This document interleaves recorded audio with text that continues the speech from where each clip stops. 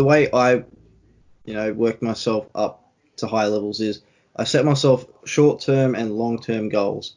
So obviously my long-term goal, for example, is to go play in America, paintball, like just be good enough to go over there and play. It's probably not going to happen, but like just set yourself a long-term goal so you know where you're going.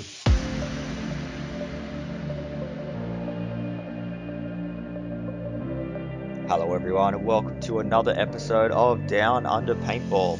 This is episode 15 and this week we're sitting down with Jordan Gatt, aka Gatty, plays for the Eskimo brothers. First event in pro this year at the Super Sevens, taking out second place. He's had a bit of a dream run to begin with, and so I wanted to sit down and have a chat with Gatty today and get to know him a bit more. So as I mentioned in last week's show, this is going to be a new format. This week, as well as getting to know Gatty, we're also going to be covering 10 things you wish you knew before you started. I thought Gatty was the best person for this, seeing he's only just started playing recently. I think just as important as looking back at our past superstars of the sport, we should be looking forward to the future. I'm also trying to give everyone something to take away from this episode, so if any new players out there listening, this is something that you guys can really sink your teeth into, or anyone that just wants to one-up some of these tips you might not have heard before. For veteran players, I'm sure you guys know everything we're about to talk about. So let's get right into this episode. I'm Scott, and this is Down Under Paintball.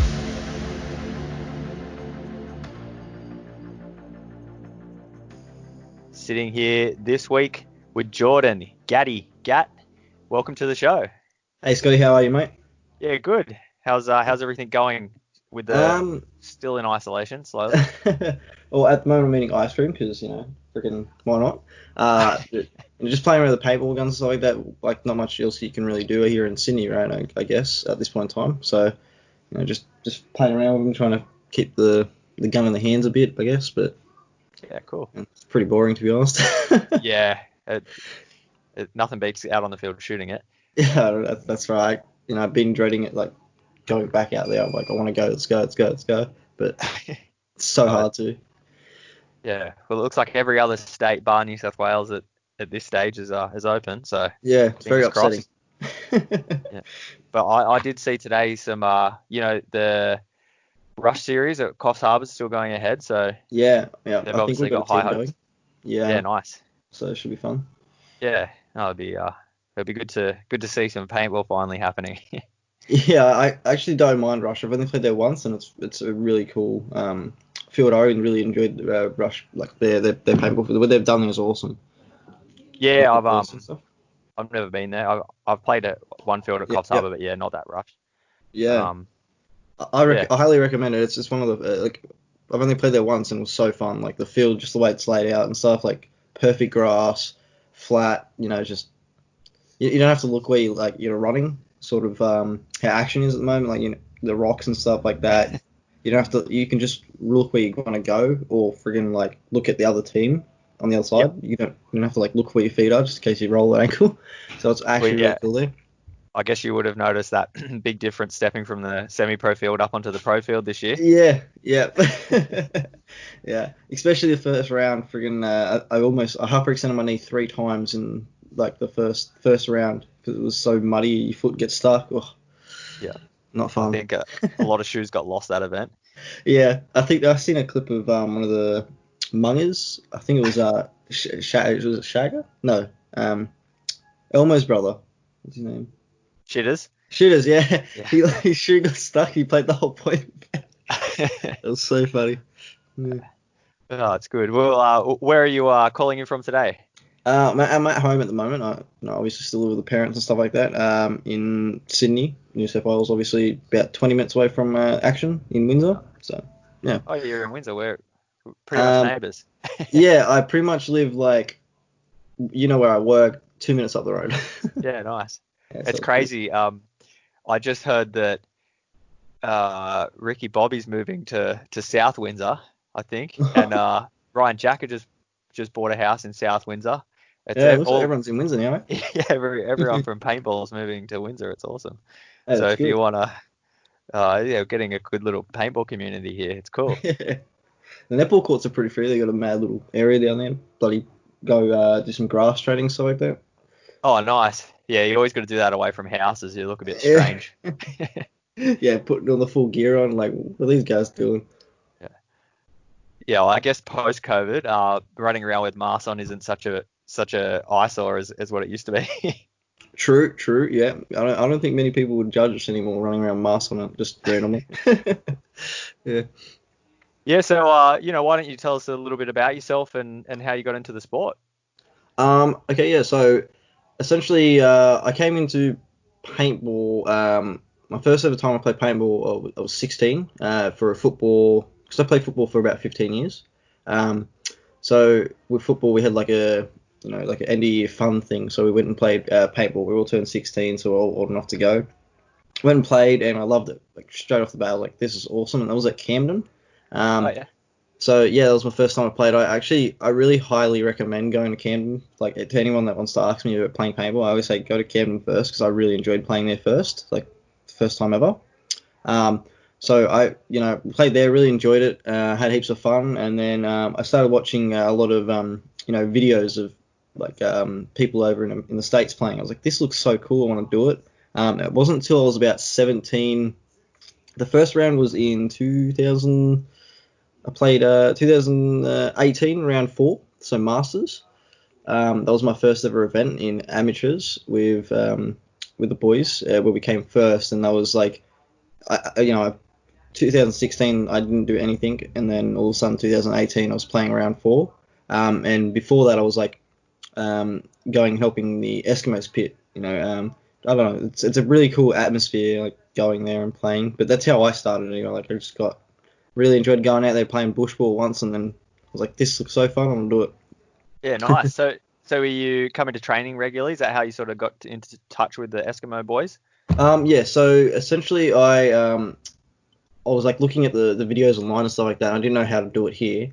I didn't know if it was possible really. And then all of a sudden I was following Action on Facebook, and they put up a 30-second clip of like Super Sevens. I was like, oh, this looks sick. How do I get into that? And Mike actually got me in touch with Jamie, and I came out for round two and round three of 2018, and like help up the Eskimos pit, and like got to know them and stuff like that. And then round four, I actually that was my first event where I played, and we placed first. I was in Ricky Bobby's team there. Oh, cool. So yeah, me and Ricky Bobby actually our first event together was our first event so our first event in total was our first. I guess we played together, so it was pretty cool. Yeah, nice. Yeah. Yeah, So it's cool to see all these new young guys, and like you said, you started playing at 16, and it's mhm. just when I started, unheard of, and it's so cool to see you guys coming through and hitting your stride so young. It's awesome. Yeah, I'm actually quite jealous now of all the 12-year-olds that can play, because I wish I found that the sport earlier, because it was 2016 I was 16, I was able to play, but like I didn't play like super, like the airsoft, blow ups or anything like that, like the Yeah. X ball. So I was like, I feel like if I started playing when I was 16, when I first discovered paintball, I would be a lot more developed, I guess you could say. But 2 years later, and it makes it a little bit easier. I got money and stuff like that. Don't have to ask the mother and stuff, all the money. Yeah, it Makes it is. good. It is one thing. I think there's no young kid, under the age of 18 that their parent has to play if they're playing. Otherwise, there's Yeah, no way they can convince their parents to spend that much kind of money on something like paintball. yeah. It doesn't You happen don't. often. It's not much, honestly. It's not much money in the end, really. It's just like when you first start off, it's like, holy crap, I gotta buy all this stuff. That's the Yeah, and if you first. look at other That's why. sports, like guys that get into go-kart racing and stuff like that, Oh, paintball's yeah. cheap. Oh yeah. Compared to go karts, it's like four new tires every bloody time you ride, like race and stuff. Like what the hell? Yeah, that and like out this way, there's the river. Everyone's into boats, and those things Yeah. are Yeah. they're not cheap either. So there's a lot That's more right. Yeah. expensive sports. Yeah, so when you were heading out to the field and helping the Eskimo brothers in the pits, was that were you helping the pro teams out then? Yeah, yeah. So that's where I had come out. So round two, the first time I came out, I sort of, I was a bit shy. I didn't know what was going on. I just showed up and like, felt like helping out. And they got me into, packing pods and doing all the little stuff, and then round, like I helped him out in the pits, like cleaning him up and whatnot. And then round 3, did it again, helping him out. And then round 4, they eventually got me to play. So from round 2 or round 3 onwards, I was going to training every Sunday. And I actually got really lucky with training because I was training with, the Envious Boys, J-Rad and stuff like that. Cool. Only because J-Rad lived, not too far away, and he could pick me up on the way through. Yep. So I don't have my license, unfortunately, and that's really? I'm pretty lazy when it comes to that stuff because I don't feel like I need it really, so I just don't care. But so J-Rod used to pick me up on the way through. We used to go to training. If you look at any of the old photos when I first started playing, they're all got like J-Rod's guns, hoppers, and stuff like that. Because like I'm really very grateful what J-Rod did to me. He helped me out so much, like guns, advice, stuff like that. It's just awesome. Yeah, no, he's a quiet guy, but he's one of the nicest people I reckon I've ever met. I don't think I've ever heard him speak bad about someone really. Yeah, and he doesn't even have that much to say. I think when he opens his mouth, you got to listen. He's one of those guys that they don't I guess like the opposite of me. He just yeah, no, he's a cool dude. It's been great to see what he's been able to achieve in the sport. Yeah. I love listening to people's stories. Like that's one of my favorite things to do when I'm at paintball. Like I don't ask essentially, but like if someone's telling a story, I'll just shut up and listen. Like same with like any of the Simpson twins or J-Rad, Jamie, Nathan, anyone really that has a story to tell. I'll sit there and just listen. I just like take it all in. I reckon it's cool. Like Jared said he's gone to over states and played, which is cool. That's like a dream, I guess. To go over and play paintball in the states. So that'd be awesome. I think he's been to Germany as well. That was like one really cool story he told me. That was pretty cool. Yeah, I'm pretty sure back in the day you went over with the Shenanigans. Yeah, they went over and played a Millennium or whatever it was called then. Yeah. Yeah, I was actually just found some footage of that today. I was looking through some things. It was cool.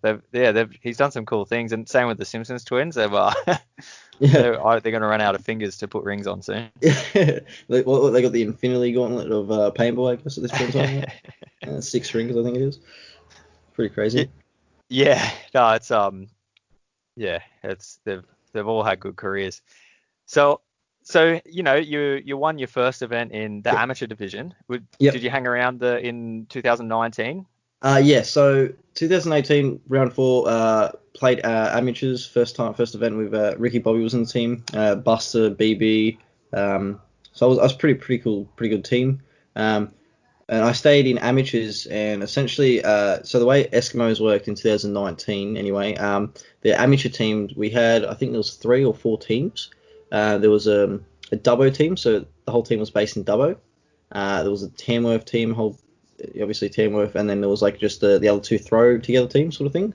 And I sort of told Nathan that like I wanted a team to be with the whole year. I don't want to be in a throw together team. And I got really lucky, and I got put with the Tamworth boys. And we went all 4 rounds undefeated, like winning all 4 rounds, which is really cool. And in saying that as well, though, I did play semi-pro for 3 rounds in the same year, playing back-to-back weekends, which is that's cool. Yeah, if you can do that, I highly recommend doing it because like it's just a lot different playing field. Yeah, and being able to are the fields the same layout over the weekends from amateur? Yeah, That'd exactly be cool. the same. So I don't know how it is now. So this year I did notice that like the amateurs are actually playing because they play the weekend before the semi-pros, that they're actually playing on the pro field lately. Which is pretty cool, I guess. But like when I first started playing amateurs, we'd be playing down on the bottom field.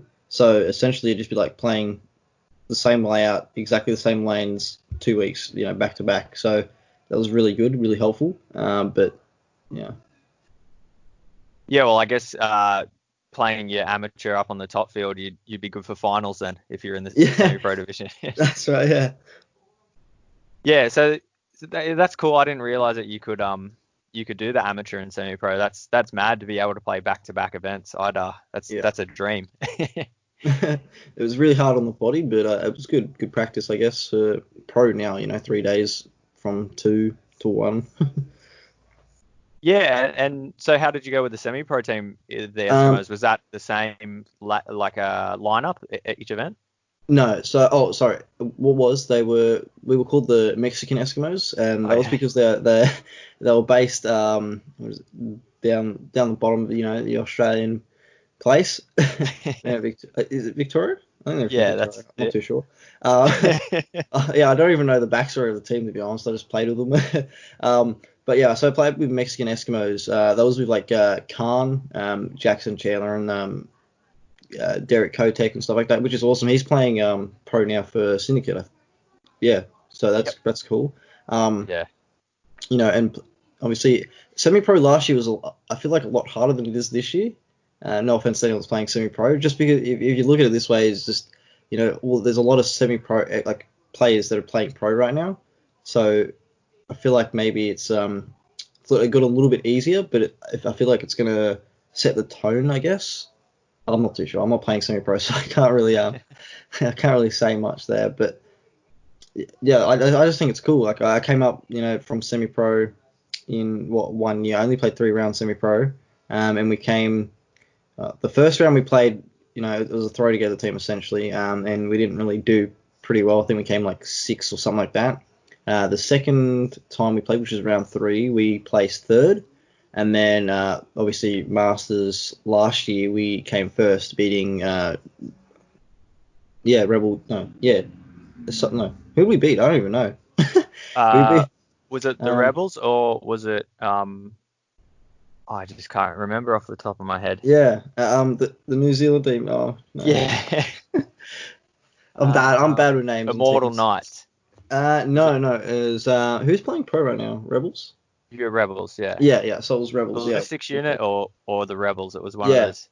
Yeah, no, it was the Rebels, yeah. Rebels, yeah, cool. Which was a good game, yeah. Nice. Yeah, because they were sort of, they'd been hanging around in that semi-pro division for a while. Like they were getting ready to move. So yeah, they're a cool. good team, and it's pretty cool that they're playing pro now. So yeah, it's cool. Yeah, well, it's something I think you do see as the years go on, like because the pro division's locked. Only so many teams can get in. So if those teams, stay in it, and then all the players stay in it, then the semi-pro division just grows stronger and stronger. And then it happens probably every 4 or 5 years that a big group of people will quit for different reasons, and then all of a sudden, these semi-pro teams just get picked dry because everyone's all the pro teams need spots, so that's why they're picking everyone. Yeah, it is. It's unfortunate. I always say it was something I used to try and tell the Marauders before they moved up. Like you got to go because if you hang around semi-pro for too long, you'll end up with no one on the team. All the pro teams will just pick a play here and there, and then next thing you know, you're back at square one with no players. Yeah. So yeah. Semi-pro this year, I think it's going to be really cool. So my old amateur team, the one I played with, the Tamworth boys, they're actually playing semi-pro right now. So they moved up to semi-pro, and then that's like the team that came first. Cool. Round 1. Yeah. So they're doing really well, and it's sad that I had to leave them. Obviously, I played like 4 rounds with the boys and have a lot of connections there. It's a bit upsetting that I had to leave them, essentially, but for my own benefit, I'm going to play pro, so it's like okay. Yeah, and I guess you guys are lucky with the Eskimo brothers. Like the way they have that whole organization together is you're not really leaving the team. I guess like you're always still there. You're always still under the same umbrella. So there's not really any love lost. Whereas if you go and play for a different team, there might be some bad blood between it. Yeah, it is always hard to leave a team and keep your friends there. It's a tough juggling act. I know that. So what does training look like for you? How often you're out on the training pitch? So essentially, obviously before this Corona stuff happened, and ever since I first started playing, so round 3, 2018 is when I first started going to training. I was out every Sunday, and I haven't stopped going every Sunday to train unless obviously like I'm sick or for whatever reason the field's closed. So every Sunday I'm usually out, unless like I said, something weird's happened. And essentially a training day for me is rocking up to the field with the boys and then training with Envious. So like I said, I'm very lucky. I've been training with the Envious boys. So the Simpson twins, J Rad, Johnny Robber, and learning from them's freaking awesome. Like what they do and how they play the game is just so different to everyone else that I have played with or trained with. And learning from them, I think, is one of the biggest reasons I'm playing pro right now. I feel like if I wasn't training with them, I'd probably still be semi-pro. So like I'm like really grateful for what they've done, helped me out, as a player.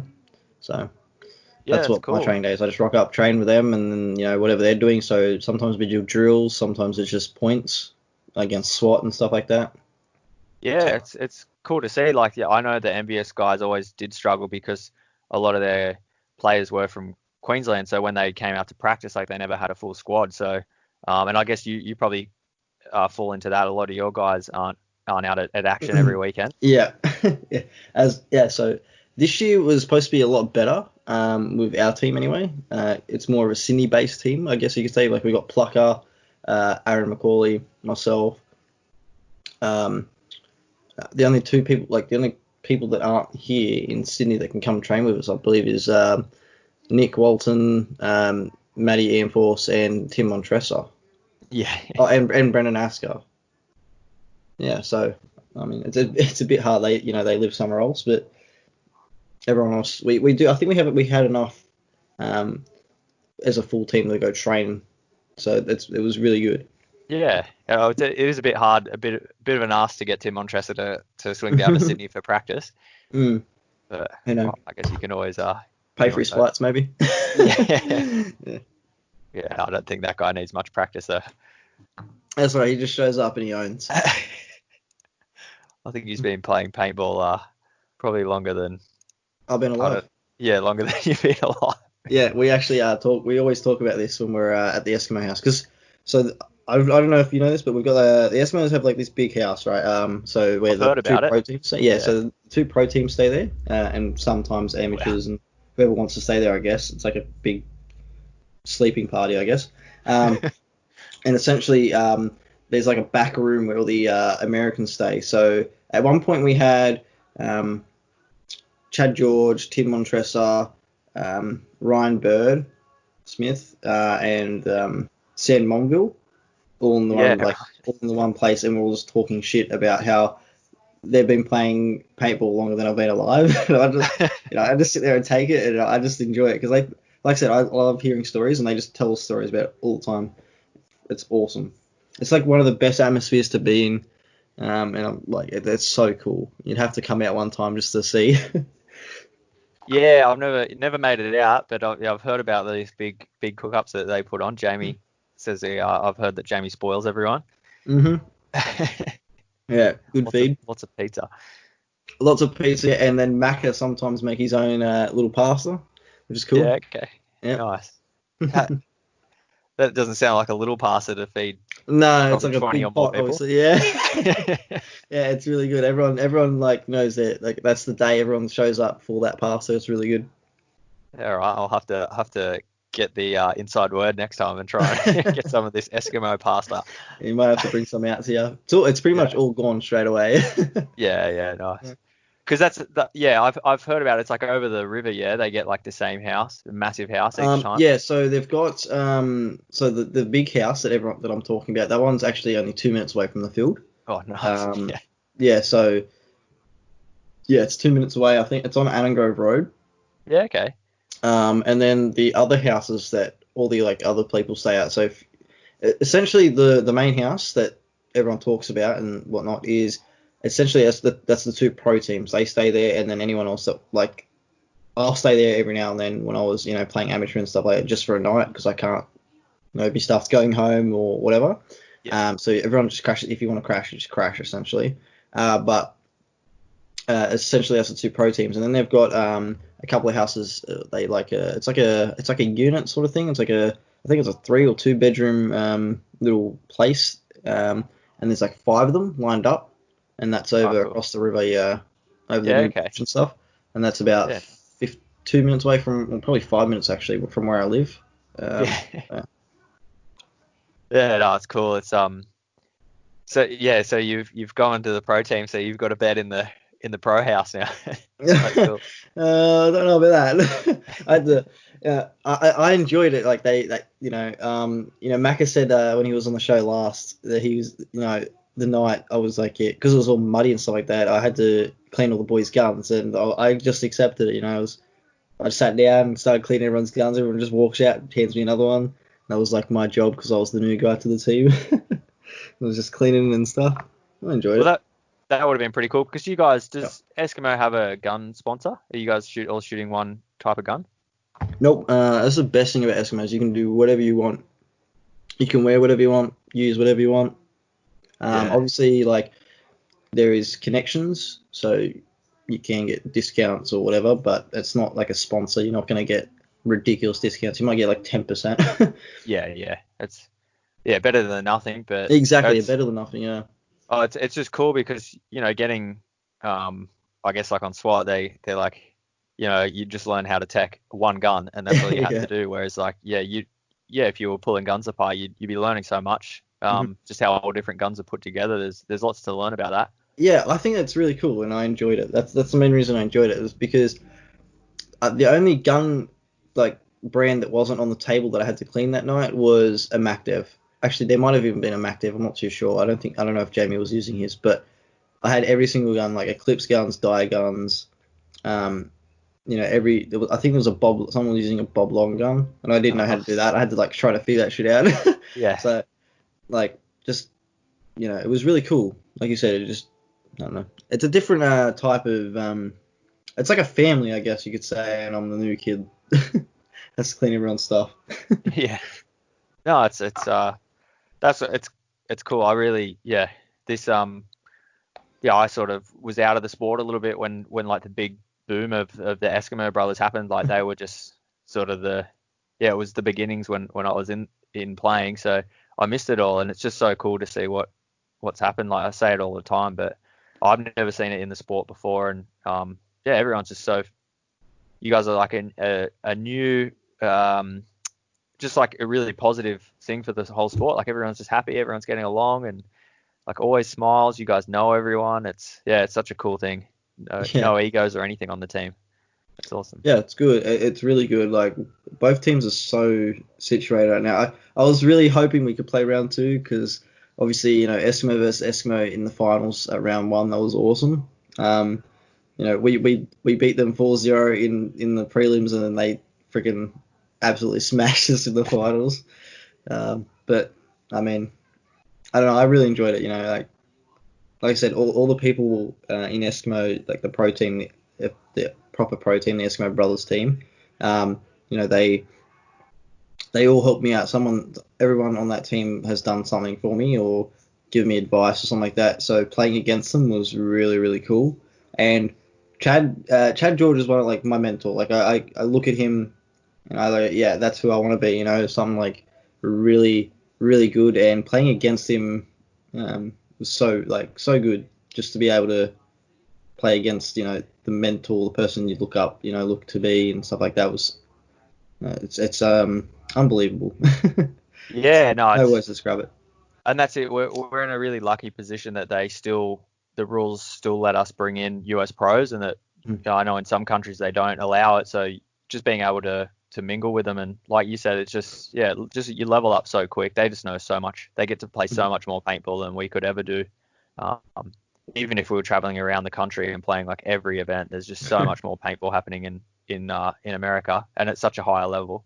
Yeah, exactly. And playing with Tim Montress is friggin' one of the cool. Like, that's just another cool. He's like a really cool person, and once you get to know him and whatnot, and he's just so chill. He's so smart about the game and whatnot. So learning from him is just like another big step in the right direction. Like for me anyway, the way I see it is like I'm learning so much from Tim and the boys already. So I'm learning too much information about paintball when playing with Tim and stuff like that. Essentially in my head. Yeah, well, while we're on the topic of learning, let's we've got this list together, and Yep.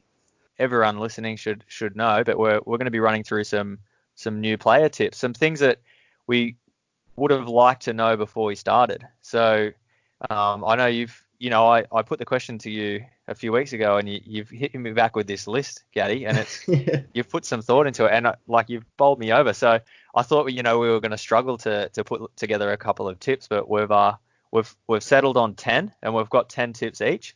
So yeah, we're going to run through them. So did you want to get the ball rolling, or did you want me to start off? Yeah, no, I'll let you start off. Let's see what you get. All right. So my first tip that I wish I knew before I started playing is just to save money for paint.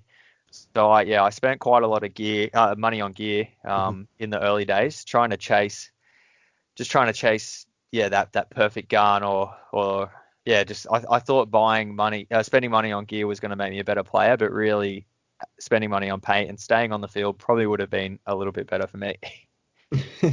Yeah, I got really lucky with the gun stuff like that. I had, obviously Eskimos, you can borrow a gun. Here you go, here's a gun. That's how they work. It's really cool. Round 4 was the first time I got my gun. So yeah, I got really lucky with that one. You want to tell my tip? Go, yep. You're next. Go for it. So the first tip I have is to listen, watch and learn. So if you can get into the way I started, obviously going and pitting for the Eskimos, any team really, it doesn't have to be the Eskimos. Go pit for them, go help them wipe up, go help them fill their pods.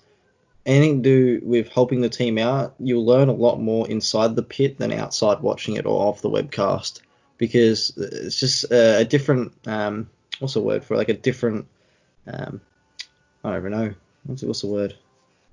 Perspective?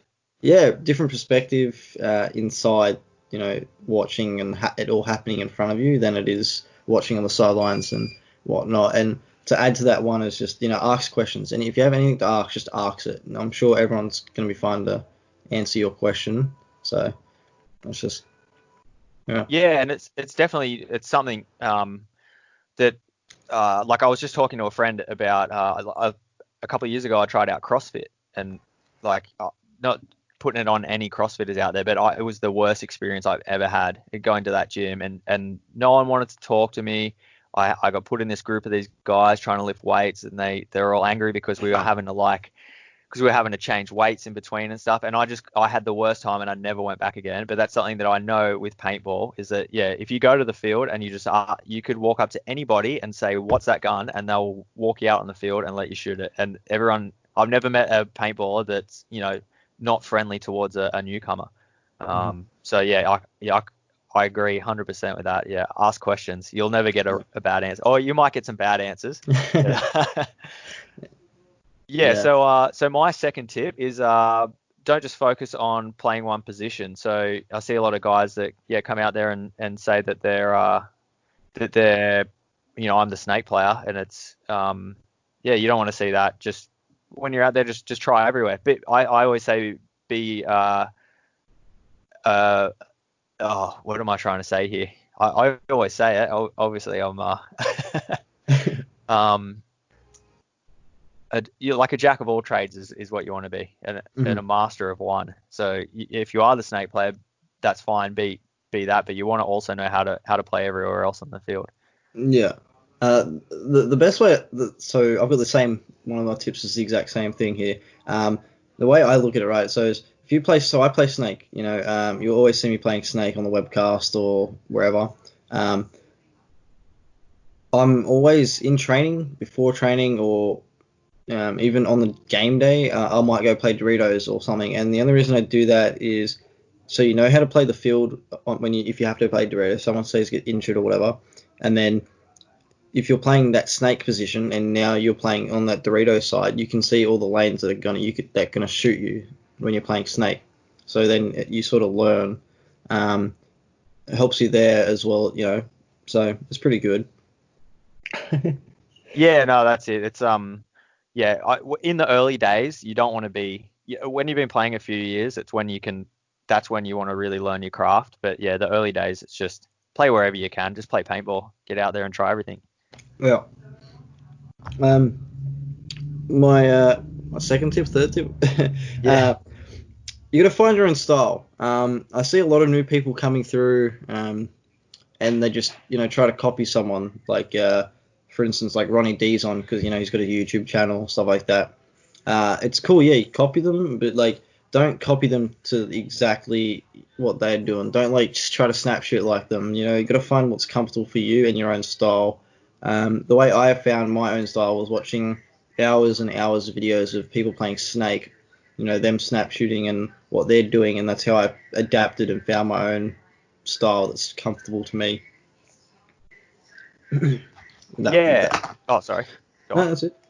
Yeah, I was just going to say that this is something when I used to run like my clinics that I found really hard. And it used to be good when you could get some other pros out to show, because like the way I stand and hold my gun is what's comfortable for me. And you try and get someone into the position and they're just like, oh, this just feels so wrong. But then someone else can come up and explain it. It almost sounds like they're talking another language, but we're talking about the exact same thing, and it's comfortable for them. So yeah, I like that one. So my next one I've stolen from someone that's mentored you quite a lot, Gatty, is Carl Simpson. So this is something that every time I think of him, these three words coming out of his mouth. What's stopping you? He always says this all the time. That's just whenever I play in front of him, or any time I've ever played on the field with him, he says, what's stopping you? So this is something that I see so much in lower divisions, is guys just sitting there and they just, they're at the back corner and they're trying to shoot the guy out, but no one's shooting at them. And this is where it's always, what's stopping you? If there's no one shooting at you, just go to the next bunker. Go to the next bunker. Just keep going down the field, because if you can go and take 2 or 3 spots really quick, especially in those lower divisions, you'll shoot 4 guys in the back and you'll win the points that way. Don't sit in the back corner trying to gun battle at the lower divisions. Just get down the field. Yeah, 100%. Yeah, and like you said, Carl, playing, in front of Carl is awesome. Like you said, all he says to you is, "What's stopping you?" And then if something is stopping you, you try to put that person in, and then you go, and then you can shoot that guy in the back. So, yeah, that tip is very helpful. My next tip is, practice with like high school level players than you. Like, say you're an amateur, level player, that's where you're ranked, whatever. Play with people semi-pro or not in training and stuff like that. You have to think of it the way you're not going to get better than who you're playing with. Like, so you can only get as good as the person you're playing with. So if you're always playing with amateurs, or if you only train with amateurs, you're only going to be as good as them. You're never going to be better than them. So if you go and train with, semi-pro for whatever reason, obviously they're semi-pro, so they are officially higher, a higher ranking player than you. So you're going to be, in theory, you're going to be better than an amateur level player if you're on the same level as that semi-pro player in training. So I don't know. That's just the way I look at it. Is always, you might get like beaten up and stuff like that, but that's the best way to learn in my eyes. I don't know if it's different for other people, but just playing with someone higher than you, you're only going to be better than that person. Yeah, and it's hard.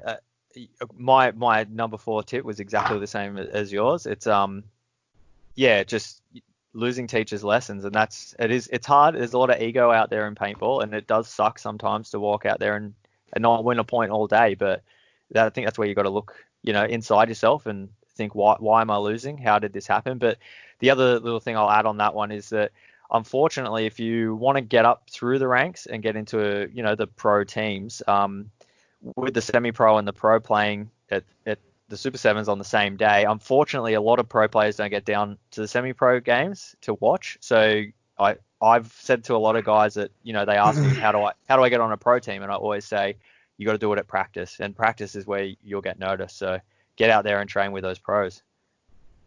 Yeah, 100%, and that's how I sort of got my opportunities, is because of practice. People can see me training with them all the time, versing SWAT and stuff like that. So It's just so much, I don't know, easier, better. I don't know.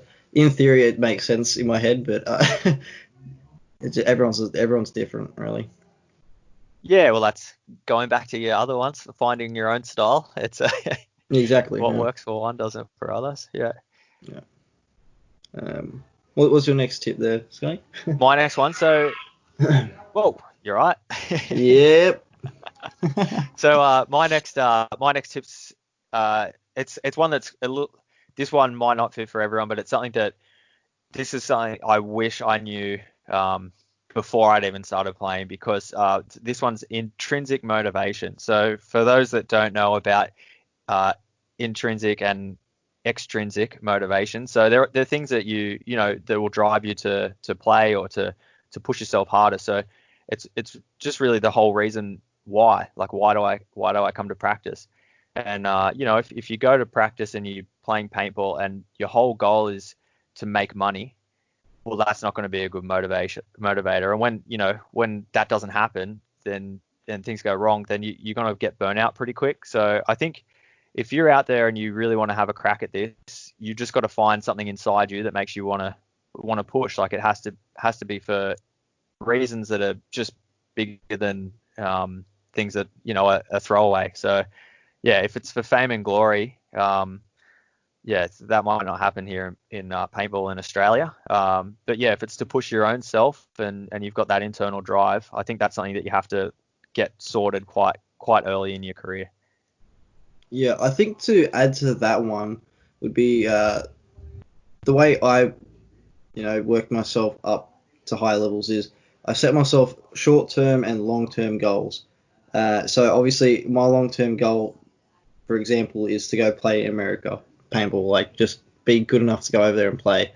Sort of like I always forget his name, but the guy, yeah, Matty Kling. He got to go play with Dynasty. That's a long-term goal. Set yourself something. It's probably not going to happen, but like just set yourself a long-term goal so you know where you're going. Yeah. Yeah, no, definitely. It's I wish I knew all this stuff when I guess that's why we're doing the list. Hopefully someone can do it. Or I'll tell the story. So the whole reason that this was my big thing is a couple of times I had in my career choices that were given to me, and the deciding thing for me was money. And it's cheaper to play for this team, but I burn bridges with some friends. So for me, I had the wrong sort of goals early. I did change them as I went on, but for the first few years of my career, I burned a few bridges, and I made some decisions that I wish I definitely hadn't have. And if my motivations were in a different spot, I probably would have chose differently. But that one's important to me for personal reasons as well.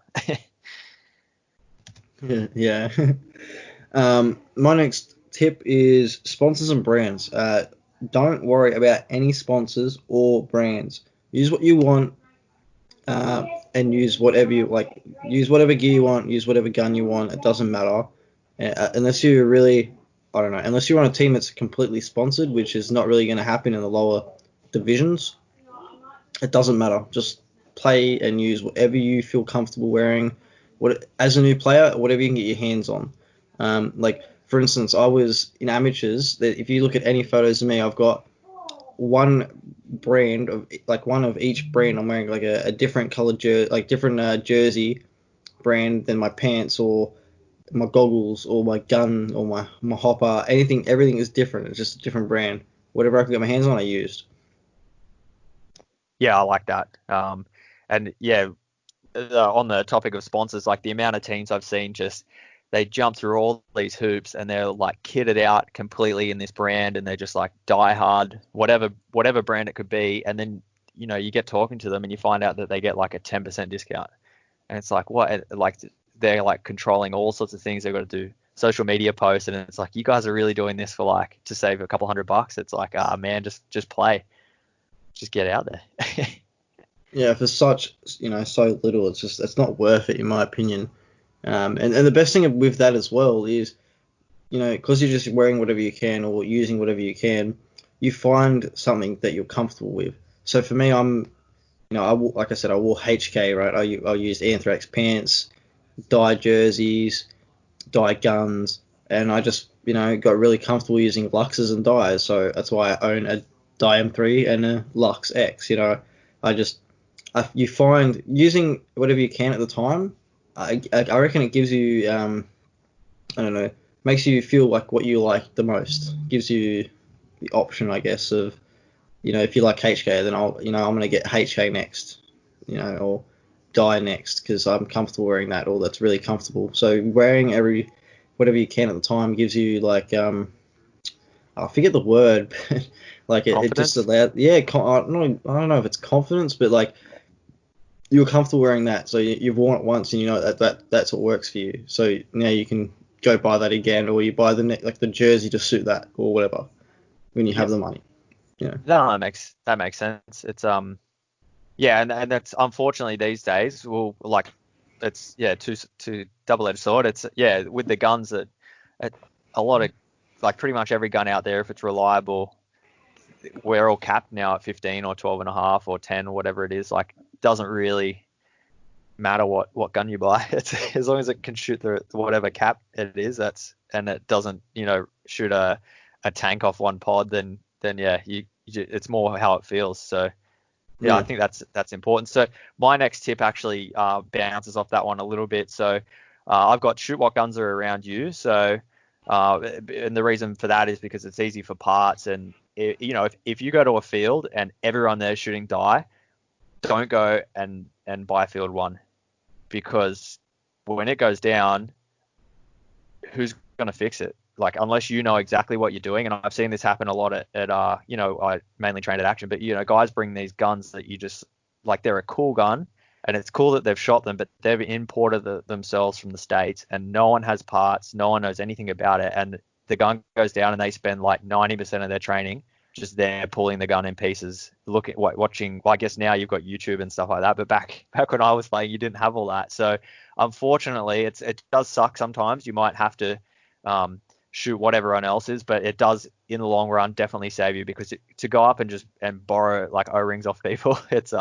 handy to have. Yeah, 100%. Is my mic muted? No, there we go. No, you're good. With that again, for instance, because you're just using whatever you can get your hands on, you can find the gun that suits you the best. They're all like Scotty said, they all do the exact same thing in the end. It's just whatever suits you and feels most comfortable to you. Here in Action, I'm sure you know this, Scott. Everyone uses Eclipse because that it's one of the biggest brands here. I feel like that's one of the biggest brands of guns here in Australia is Eclipse. So everyone's got parts for Eclipse guns, CS2s, stuff like that. I know for a fact one person that's got 4 CS2s. Like, what the hell are you going to do with 4 CS2s? Start his own team. Yeah. He's trying to be the new SWAT or something like that, all the CS2s and stuff. But I don't know. Yeah, like you said, just use whatever you can and something that everyone's going to have, because I have seen multiple people sit there for a whole training session. They rock up, play 1 point, and they can't play the rest of the day because they're sitting there trying to fix their gun. It's not worth it in the end. Yeah, it sucks. Did you have another tip? Or? No, that's it. You're up next. Okay. So one big thing that as a new player I really should have done properly was learn the rules. I remember my first event. I don't know if it was like the first point or whatever, but I actually left the starting gate a little bit early and I didn't know what to do. I just looked at the refs going, oh, I know I stuffed up. Like, what do I do? And they obviously can't help you out. And I was going, oh, I'm just going to shoot and see what happens.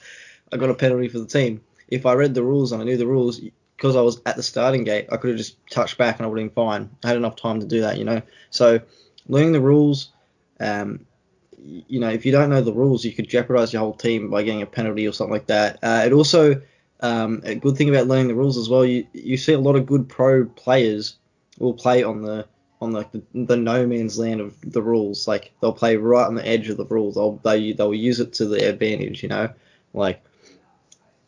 if you get shot right, you're allowed to run to the bunker and then check yourself. You don't have to just walk off and get sprayed up by like 800 balls trying to walk off the field because you just stop in the middle of the field. You know, a ref's going to allow you to get to your bunker, check yourself. So do that. Don't just go, oh, I'm out because I got hit. You might not be out. Check yourself, you know? Yeah, and I think if people actually sit down and look at the rule book, I remember when I read it, it does look big and it looks a bit unwieldy, but there's really not that much to it.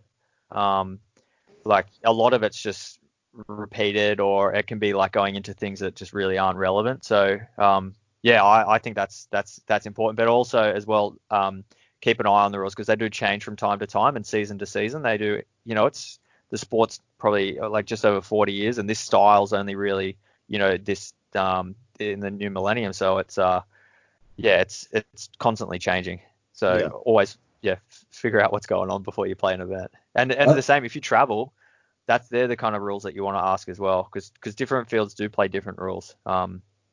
Yeah, and the referees can be quite harder on certain rules that other referees aren't. So if you're traveling around the country or around the world, try and figure out what they're up to. Ask some questions before their event. Yeah, goes back to the first tip: ask questions. Yeah, that's it. I think a good example of learning the rule like this tip would be when Alex, or I don't know the story completely. You probably know it more better than I do, Scotty. But when it was a finals match, and essentially there was a rule in Super Sevens, which is now taken out because they realized, that shouldn't be how it is. And because Alex knew it, they won the tournament because there was, I think it was, if you the team that's further up the field when the time ends is the winner because they're advancing or something like that. You probably know more about that one, Scotty. Like yeah. It was, I think it was something to do with like, if it got to a certain amount of overtime points, like, then they just said like at the second one, whoever's further up the field wins, or some idiot rule like that. Yeah. Yeah, exactly. And the other team didn't know it, but Alex did. So what did Alex do? He just ran up the field and, well, I don't know if that's what he did, but he got the team to do that or whatever, and they won because he knew the rules and the other team didn't. So just learn them. No, that's it. It's I 100% agree. So my next rule is practice what's important. So I remember when I first started in paintball, we would go to training, and this drill that everyone was doing all the time was learning how to bunker people. So they'd run down the field. So I guess it did teach one skill, like they were changing hands, but all they were doing was running down and bunkering, a witch's hat or a cone behind this bunker, then going to the next one, and they were like, and they thought that they were doing all this mad drills, but basically they were just running down shooting paint at the ground. And I thought, that's just the dumbest thing. Like, why would you practice that? And then if you think about how many times in an event you actually do run someone down, like it might be once a match. So we're talking like 4 to maybe 8 points. One in every one of those, you run someone down. Whereas like how many times you break out in an event is every single point. So I think you need to, in the early days, you need to be practicing what's important, which is like how to hold your gun, how to break out, how to shoot your gun, things like that. Yeah. I have 2 tips sort of that are based off the same thing what you just said there. Is like one of them was like, practice, using both hands, switching between bunkers. Go stand behind a bunker and just swap hands constantly and shoot one ball and then go back and forth. That's what I do all the time before an event, or when I'm going out to the starting gate and I'm still waiting for my team, I'll go to the bunker and just swap hands and shoot one ball. And, just practice like that, and practicing your diving and sliding. I think that's a pretty important thing to do. You see a lot of people double knee slide. It hurts my soul to see people do that because you can break things a lot by double knee sliding, like knees, ankles, and stuff like that. I don't want to see it happen. Yeah, well, I'm going to throw in one of my tips as well to piggyback off that one, and that's practice what you can away from the field. So with your diving and sliding, I know you spoke earlier in the show that there are things you can practice. It looks a bit weird going down to a park and sliding, but there's a lot of things to do with paintball that you can do without your gun. And even if you've got a big enough backyard, you can, practice running backwards and forwards, sliding, diving, get in all your kit and give that a go. Mm-hmm. 100%. If you're gonna practice outside of paintball, like at a park or whatever, make sure you're wearing what you wear on an actual game day or something like that, because it makes you just get a little bit, fitter or something like that. You run with a pack with 4 pods in it or whatever. You don't have to be full pods, but the way I see it is wear your mask, wear your pack, wear your pads, and wear your boots if you wear boots, just so you get the same gist of being at paintball. Yeah, definitely. Well, you see all like the videos of a lot of guys practicing in like no pads, no like in singlets and stuff. And while I guess like on 40-degree days, it could be good to Yeah. do, but yeah, you want to practice how you play. Yeah. You will see a lot of people at action. Well, I don't know, not many people do it anymore, but you might see me every now and then just have a singlet on with like my elbow pads. It's just sometimes chuck a jersey over, sometimes you don't. It's just if it's really hot at action anyway. We're playing paintball. Yeah. Oh my god, you need like a bottle of water every time you come back. Just put it over your head. Ew. So who's up next? We just dumped like five Yeah, like 5 tips right there. yeah.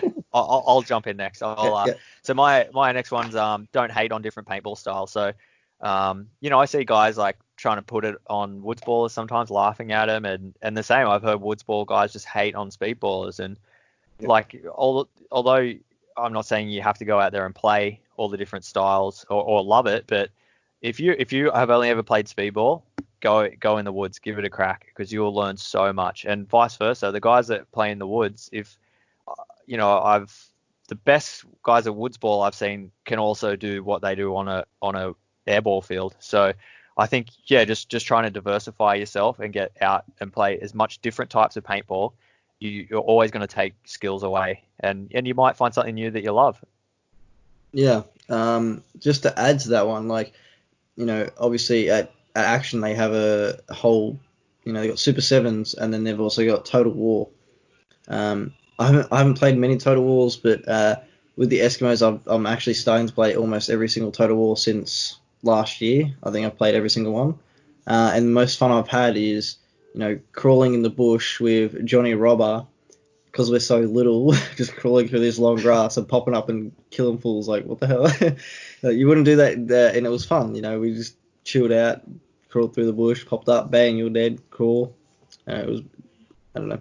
I found that really fun. You take a break from, all the Super Sevens, like just running around, bunker, shooting, bunker. Just take a break from it and take a chill. So, play bush was fun. Yeah, and if you are able to do it with your teammates, like you're just learning new skills, like how to communicate, because you don't know what to call bunkers on a woods ball field. Yeah. I don't. Yeah. That tree right there. Oh, yeah. Yeah, it's fun. And the same if you play with different guns. So I know like mechanical's making a bit of a comeback. Yeah, getting a pump gun out. I know Wimpy will be a stickler for it. He loves with his pump. But yeah, getting out with a mechanical gun and trying to actually get those shots really makes a difference sometimes. Yeah, 100%. I'm actually looking at getting a pump gun. Do it. $70 over at Action. I'll buy one. The next tip I have is making your first ball count when you're coming at it, like to snap shoot, or even if you're holding the line on the snake side or whatever. The first ball always has to count. J-Red freaking burns this into my soul all the time, that first ball counts, and I actually got J-Rod really good in the semi-finals match against them at round one on a run and gun. I legit shot one ball at him and it hit him right in the head. I'm like, yes. I didn't even know I killed him. Essentially, I thought he was still alive, and he's like, no, you got me. I was like, oh, okay. So the first ball always counts. It will legit make or break. It's the difference between you living and dying, in my opinion. Because I know for a fact if I didn't shoot that one ball at J-Rad and get him, I'm sure I would have been killed. He would have read me down or something. So first ball always counts. Snap shoot and you come out, bang, one ball always has to be, the first ball always has to be on the money. Yeah, I can tell you what, there's nothing better when you're in a spot like J-Rad and you're actually like teaching a young guy and getting him through, and when they pull a move like that, you're like, yes, I taught him that. Yeah, even though they shoot you, just it's a good feeling. So my next and final tip is it's the KISS theory. Just keep it simple, stupid. Sometimes, there's all this going on. Just paintball's paintball. Just get out there and shoot your gun. Like, just keep it simple. That's all you can do. I see a lot of, and I did fall into this when I was used to coach some semi-pro and amateur teams. They would just feed them too much information, try and get them to do too much stuff. And if they just went to 5 spots, shot their guns, and tried to go down the field as quick as they could, they would have just won so many more points. So just keep it simple, everybody. 100%. And I'm not really the main coach, or I wouldn't even call myself the coach of the team at all. But Nathan is Nathan Jones. He's training a bunch of 12-year-olds, and I think the oldest is 17 or 18. And he's training these guys up, and I'm helping. I'd say I'm a trainer. I'd just say I'm a trainer, okay? So the best way, watching them play is so cool, because you just need to tell them, go to that bunker there and just aim your gun and keep walking forward or whatever. Just simple things. And look at, they came, I think, 2nd or 3rd in their first ever event against they crushed it. 20 or 30-year-olds and stuff, and they're 12. Like, simple things first. It's just easy. Just get the simple things first. And my final tip is don't be afraid to be shot. I see too many people afraid to be shot by a paintball when playing. It's a bit hard. If you get shot by one ball, for a fact there's another 11 or 14 coming that way. But essentially, if you get once you get over the fear of being shot, you're going to be such a better player, because you can make those moves going through lines of paint coming through. That was one of the biggest things I got burnt into my head, by the envious boys. You can't be afraid to be shot, because how are you going to move up through the field if there's lines, like a lane of paint coming that way? Just go through it. You're fast enough to go through that lane of paint. You are probably faster than someone's reaction time to pull the trigger, and then by the time you've moved, that ball to hit you. So it's a 50-50 chance, but you can't be afraid to be shot. Like, you just can't be afraid. And to add to that one as well, if you get shot, right, if you get hit, you need to check yourself before you walk off. I see too many people walking off when they're not hit as well. Yeah, 100%. That's your life on a paintball field. You are 20% of your team on a 5-man. So you need to, this is important. Getting shot. If you were hit, if you get shot, and it didn't break, don't walk off. You are, and if you go back to your rule, Gatty, about learning the rules, you are allowed to check yourself. So Get in your bunker, get tight, and have a look. Yeah, and the refs are going to see that as well. Like, they're not going to just go, he's wiping paint. They know you're checking yourself, so you're fine. Yeah, so actually, just on that point, I just watched something the Go Sports put out the other day by Clint Johnson from AC Diesel. It's this like one-on-one thing that they're doing. So he actually had a really cool thing to say, and he was sort of likening to dropping in on a skateboard at a skate park, and he said it's an experience, and you fall down and you get hurt, and then you're going to remember that. So he said you need to push.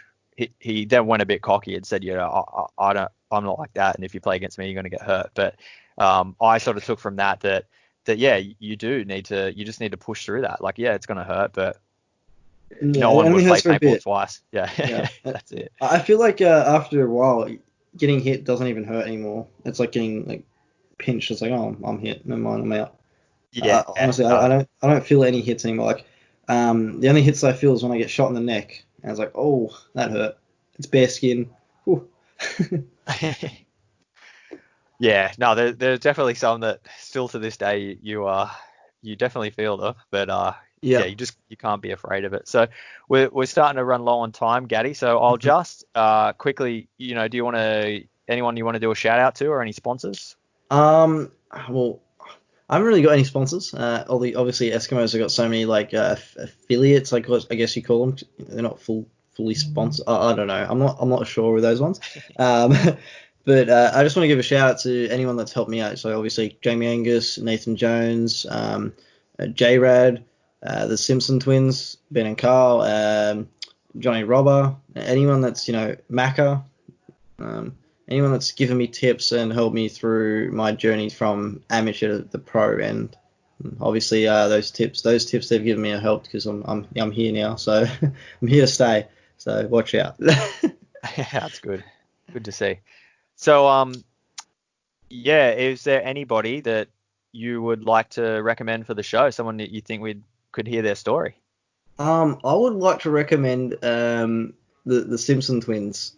Like, obviously, like we said at the start of the show, they're, probably the most experienced and most winnable two in the whole league of Australia, I'd say, because they've got 6 rings. So I think hearing their stories, I've heard their stories and they're awesome, and I don't think many people really do know of their stories. So I think it'd be really cool for other people to learn. So this is since I, last year when I was thinking about doing the show, this is the wall I've come up to. Who do you have on first? What about together? 10 together, that'd be fun. Yeah. No, I'll get them both on it at some stage. They've got so much to tell. I think you need like a 2-hour episode just for them. Yeah, I'll give them one each. All right. Well, thanks a lot, Gatty, for dropping by. Sorry, we're running low on time, and thank you once again for throwing down that list. You've blown me away. Did you just want to quickly rattle like just the dot points off for everyone again? Just summarize them quickly. Yeah, sure. If you want, I can do that. Yeah. Give me a sec. Just in case anyone tuned out. Okay. So number 1 is listen, watch, and learn. Obviously, go and ask questions, watch in the pits, that stuff.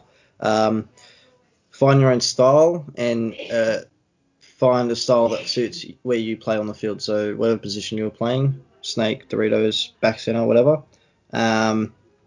Practice with higher skill level players than you. So obviously, if you're an amateur, play with semi-pro and up at training. Sponsors of brands, don't worry about them. You don't need them until you're in the pro level. And I'm not even like Eskimos isn't a fully sponsored team yet. So just don't worry about it, in my opinion. Learn the rules is 8. 9. Learn to use both hands while practice diving, anything to do like the core of training and stuff like that. Making your first ball count, and don't be afraid to be shot. Yeah, nice. That's it. Yeah. So I'll just quickly rattle off mine. So save money for paint. Get on the field more and shoot. Yeah. So don't focus on just playing one position. Play them all.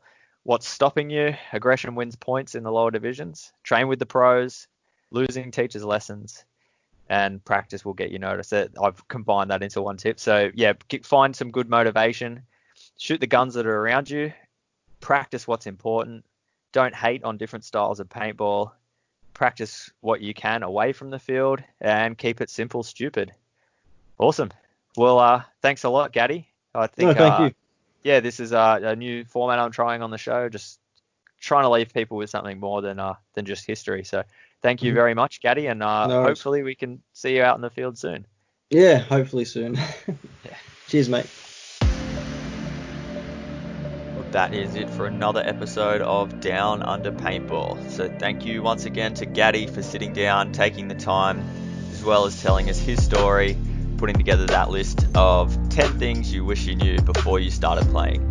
So hopefully we're going to see a few more of these episodes coming. I'm just going to sprinkle them in here and there, trying to get maybe one a month done with a few topics that we're going to cover. So if you enjoyed it, let me know. If you didn't, let me know as well. The podcast is in its infancy, so as things go on and as things progress, I'll be trying out different ideas from time to time and just different ways to give everyone new content and hopefully just cater to a wider variety of audience. So something I always cared about in my career was helping out new players, and this is the kind of stuff that I really like covering, because going over the basics is the best way to improve your game, I think. And as I said at the top of the show, I do want to try and focus on some newer players, as well as looking way back in the history of Australian and New Zealand paintball. These guys are our future and they are making their own history, so it's exciting to see, and hopefully we can follow along with some of their stories. Thank you for joining me on this week's episode of Down Under Paintball.